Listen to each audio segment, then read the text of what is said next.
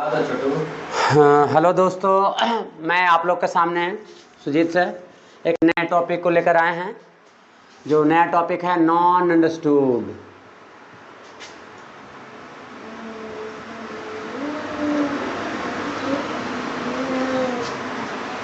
हम लोगों ने इसके पहले क्लास में पढ़ा था सब्जेक्ट के बारे में।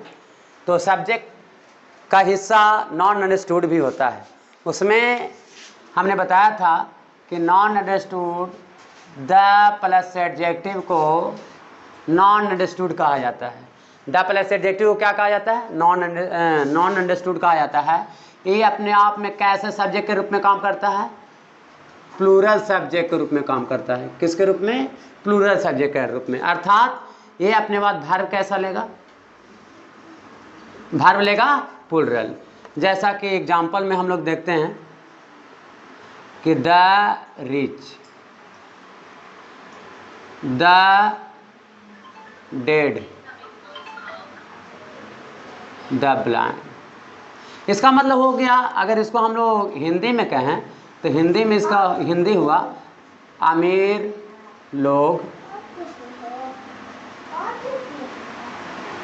मृत लोग, अंधे लोग। क्लियर है? अगर हम इस पर एक एग्जाम्पल लें, एक ट्रांसलेशन लें,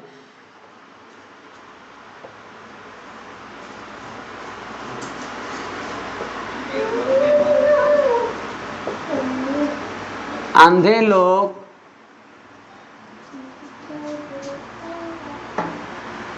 असहाय होते हैं। कैसे होते हैं? असहाय होते हैं। तो इसका ट्रांसलेशन क्या होगा? The blind are helpless. The blind are helpless.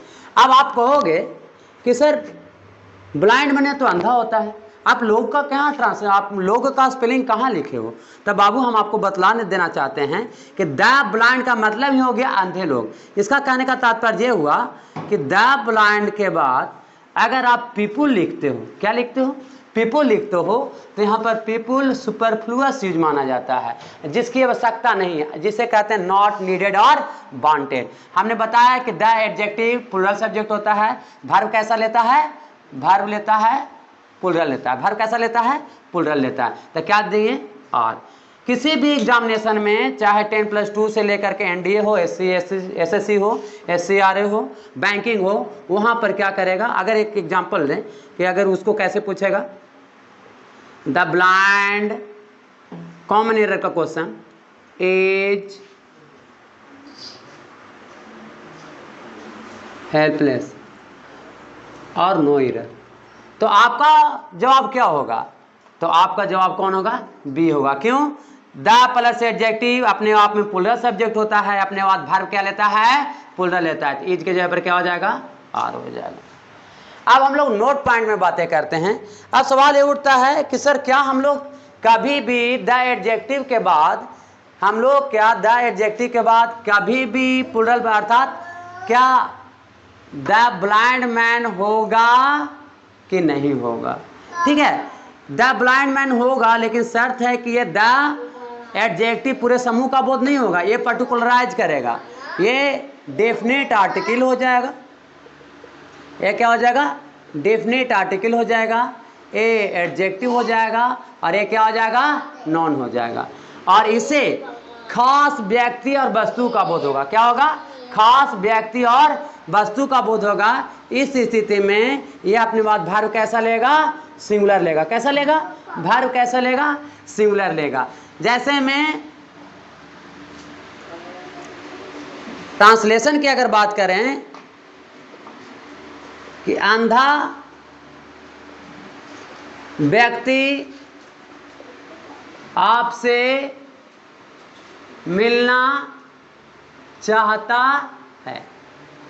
ठीक है ना? अंधा व्यक्ति आपसे मिलना चाहता है, तो इसका ट्रांसलेशन क्या करेंगे? The blind man wants to meet you. सवाल यही उठता है। तो देखिएगा अभी हम लोग क्या किया, द ब्लाइंड मैन, यहां पर काउंटेबल सिंगुलर नाउन है। क्या है? काउंटेबल सिंगुलर नाउन है। यह सब्जेक्ट कैसा? सिंगुलर सब्जेक्ट की तरह काम करेगा। इस स्थिति में यह वर्ब क्या लेगा? सिंगुलर वर्ब लेगा। क्या लेगा? सिंगुलर वर्ब लेगा। इसलिए यहां पर क्या सही होगा? वांट सही होगा। चलिए, ये आप लोग को नॉन अंडरस्टूड उम्मीद करते हैं कि बहुत अच्छे से समझ में आया होगा। इस चैनल को लाइक कीजिएगा और सब्सक्राइब कीजिएगा ताकि अन्य बच्चों को भी ज़्यादा से ज़्यादा फायदा हो सके।